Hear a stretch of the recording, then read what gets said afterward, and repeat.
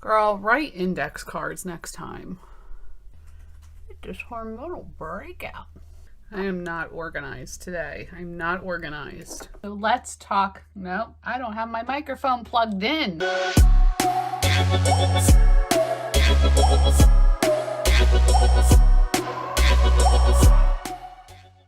Hello, beautiful people. How are you today? Welcome back to my channel. So today I'm doing something a little bit different. A lot of you have asked me to do a video on color matching. Let's not start out by lying. A few of you have asked me to do a video on color matching.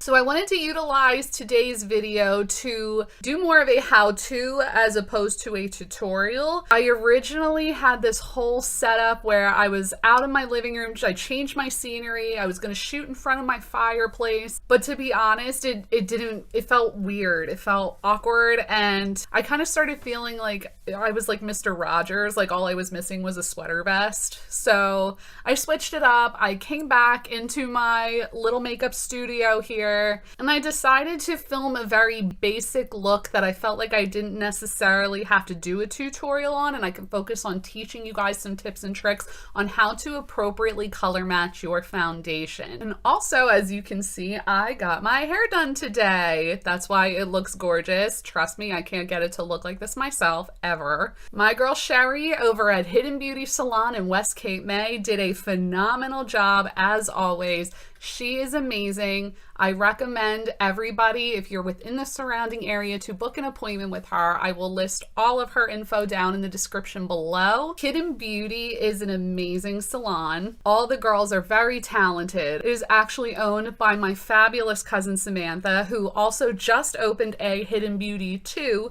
in Vermilion, Ohio. I will link all of Sherry's and Hidden Beauty's information in the description bar below, so book your appointments today and show them some love. As always, please remember to like, subscribe, ring that notification bell. Let's get into today's video, and we are going to start now. Okay, let's talk color matching. Again, I'm going to list everything I use on my face in the description. It is a simple look. You will be able to achieve it without me having to teach you how to do it. There's a few things you're going to want to do before you even attempt to go pick out a shade for yourself. The first thing you're going to want to do is you're going to determine your skin type. There are 4 different skin types. There is oily, there is dry, there's combination, which is a mixture of dry and oily, and then there is what's called a normal skin tone, where you're not dry, you're not oily, you're just perfect, okay? You're just perfect. Now, the reason you're going to want to determine your skin type is because that's going to kind of tell you the formula that you want your foundation to be.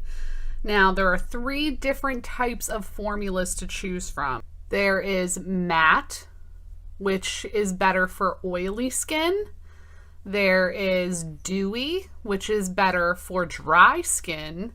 And then there's a satin. Now, satin is a combination of matte and dewy and will pretty much work well with any skin type. Now, if you are oily, you definitely want to stick to more of a matte formula. And if you are dry, you definitely want to stick with more of a dewy formula. So now that you have determined your skin type, which also determined the type of formula you want your foundation to be, the next thing you're going to want to determine is your skin's undertone. Now, I feel like this is probably one of the hardest things for people, so we're going to spend a little time talking about this. Now, when it comes to undertones, you're either going to be cool toned, which is a little bit more of a pink complexion, or you're going to be warm toned, which is more of a yellow complexion, or you're going to fall somewhere in the middle where you're not quite yellow and you're not quite pink. Hence, that is a neutral tone. There are a few ways to determine your skin's undertone. One way to determine your skin's undertone is based off the jewelry you wear. Like if you're more comfortable, or if you look better in gold jewelry, you're considered more of a warm tone. If you wear more silver jewelry, you're more comfortable, you look better in silver, you're a little bit more cool tone. Or you can rock both, which means you're more of a neutral tone. Now with the jewelry, that's a little bit more of a broad determination. I kind of just thought I would mention it. What I would recommend is, one thing you can do to determine your undertone is to go into your bathroom and hold up a plain white piece of paper next to your face.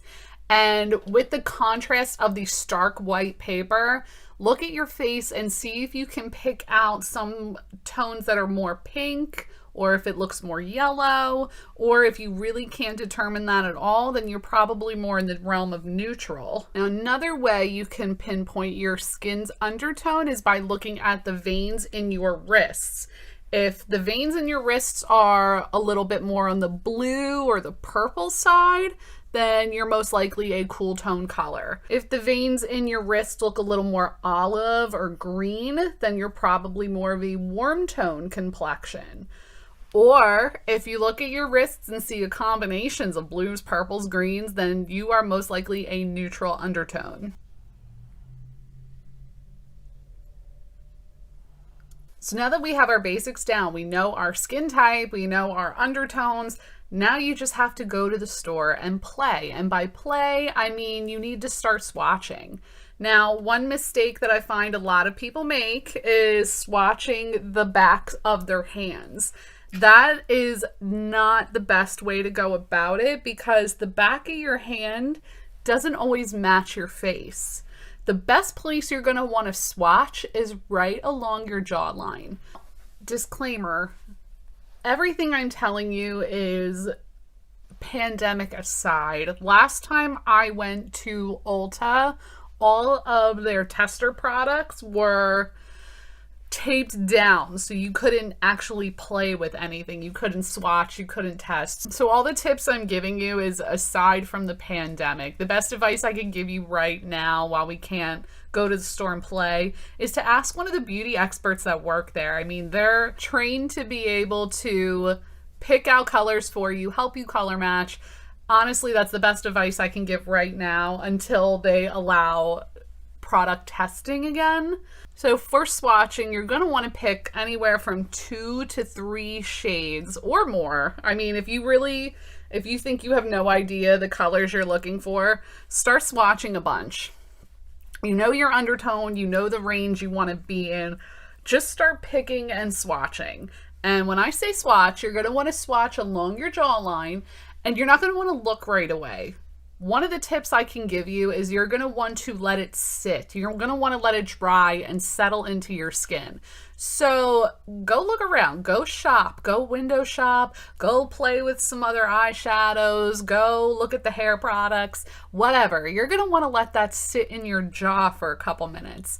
Then you're going to want to take a look, see how it wears. The way it should look is almost like it's invisible. Like you almost shouldn't be able to see exactly where you swatched.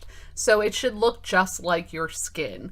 Now, the next piece of advice I want to give you is after you look, oh, okay, that looks good. That looks like my color. Okay, great. No, go outside, go take a walk. Bring your mirror with you, go out in the parking lot, and you want to see how it looks in the natural light, because sometimes artificial light can be a little bit deceiving. So you're going to want to take that mirror outside, stand out in that parking lot, and you're going to want to look. Does it still look like it blends into your skin? Does it still look next to invisible? Now, let's go the hypothetical route that you are stuck between 2 shades. So, for example, you're not quite a 5, you're not quite a 6, you're kind of like a 5.5. You have a couple options here. One option, which isn't exactly the most budget-friendly option, buy both foundations, and that way you kind of have your own customized shade. When you do your makeup, you just mix the 2 foundations together. But again, that's not really the most budget-friendly way to go about it. So your other option would be to go with the darker of the 2 shades that you are stuck between. You rather go with the darker shade because the lighter shade will most likely wash you out. And to be honest, like I said, there's such a wide variety of shades it's not going to be a huge difference between the two shades you are stuck between. So go with the darker shade. It's not like it's going to be like orange. If that's the case, you're not even in the same realm of where you should have been.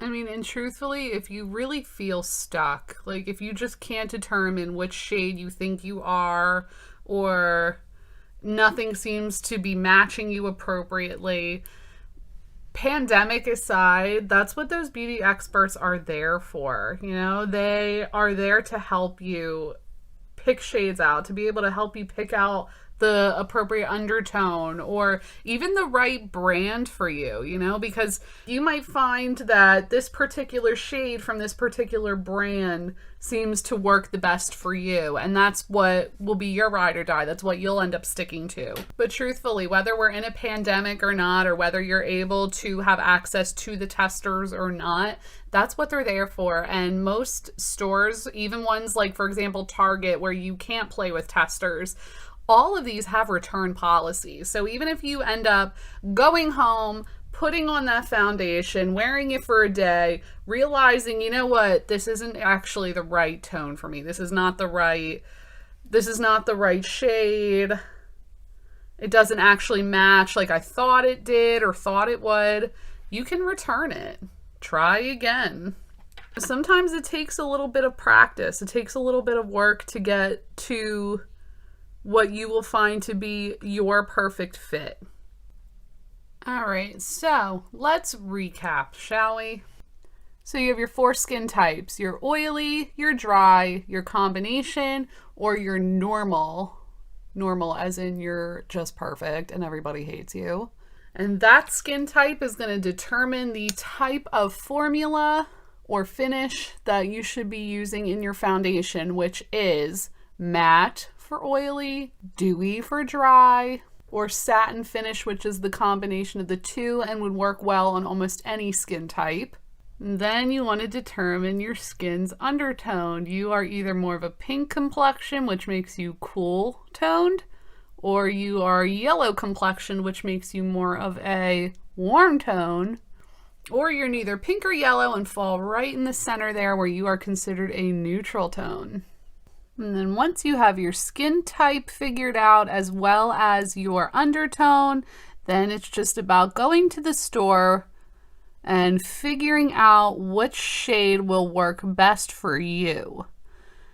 By, again, not swatching your hand, swatching your jawline, swatching multiple colors, letting it sit, see how it looks indoors, go outside, see how it looks outdoors in the natural lighting as well. And remember, don't be afraid to ask one of the beauty experts that work there to help you. They're there to be able to make your life easier by helping you find your undertone, helping you pick out the right shade for you, helping you narrow down what brands you like, as well as helping you determine the type of formula that would work best for your skin type if you truly are lost.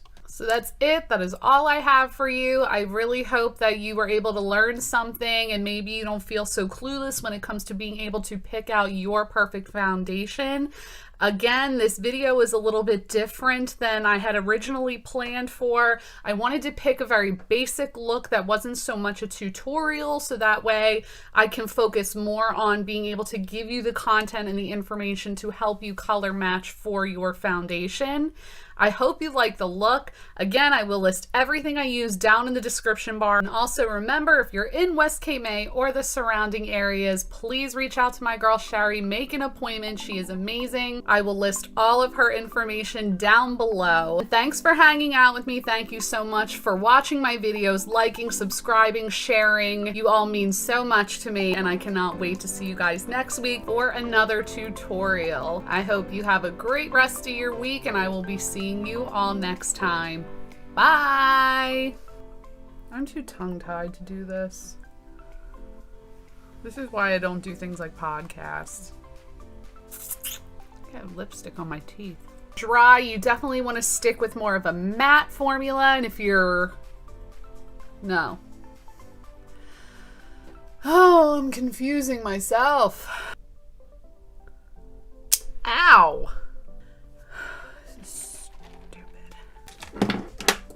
Oops. That was gross. Next time you need to make yourself some index cards. Cue cards. How about just write something down? That would be good.